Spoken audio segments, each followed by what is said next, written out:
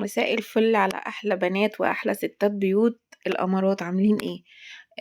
يلا نعمل الفراخ البانيه النهارده بطريقه مختلفه.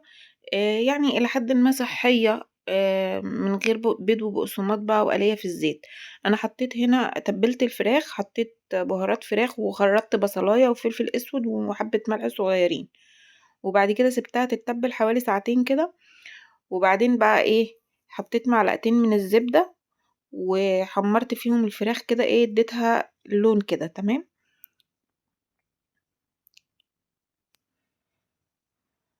بعد كده هنعمل ايه، هنشيل الفراخ اللي خدت صدمة كده وخدت لون، هنشيلها من الطاسة ونحط الدور التاني.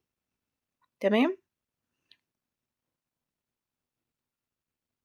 ونديها لون كمان عشان تاخد اللون البني ده. انا حطيت معلقتين دبس رمان ومعلقة صويا صوص، وطبعا بهارات الفراخ نفسها حلوة جدا، تديها طعم كده جامد بصراحة. تمام. هحمر كمان الجنب التاني.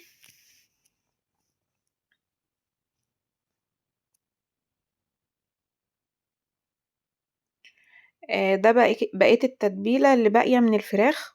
هحط عليها كوباية من اللبن، وهنزل بمعلقتين من الدقيق، يعني معلقتين مش مليانين قوي. وهقلب الدقيق مع اللبن كده، وهحط بس حبة مية صغيرين كده عشان ال... مش عايزة اللبن كتير يعني. ده الفراخ ايه، خدت لون حلو.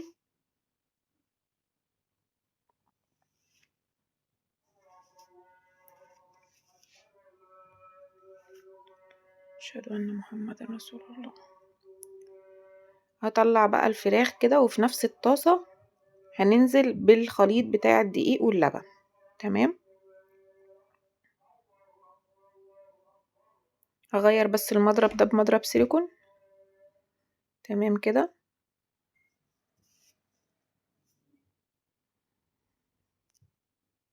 وهحط حبة من الجبنة، عندي ميكس جبن رومي على شيدر على موتزاريلا، هنزل بيها بالشكل ده.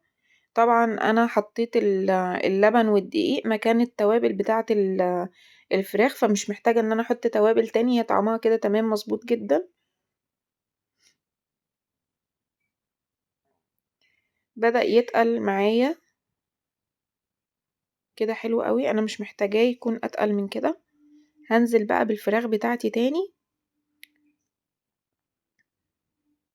لو عندك بقى مشروم مثلا او فلفل الوان حطي يعني، متقوليش لا، يعني هتديها قيمة غذائية اعلى بكتير.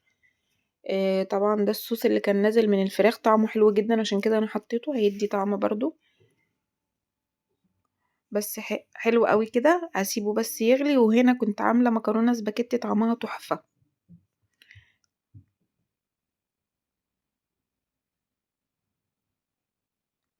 بس كده الوصفة بتاعتي خلصت النهاردة. هشيل بس الفراخ وهغرف بالشكل ده. على فكرة يعني خفيفة جدا على المعدة، احلى كتير كتير كتير من الفراخ اللي بتبقى مقلية في البيض والبقسماط، واسرع كمان.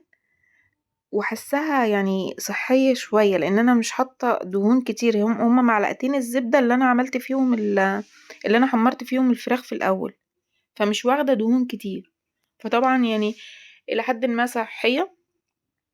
وهنا كنت خلصت وعملت المكرونة والفراخ، وكنت عاملة كمان معاهم سلطة طعمها حلو قوي قوي قوي. الصوص بتاعها ده بيتغمس كده بالعيش، يا لهوي تحفة، في حتة تاني خالص.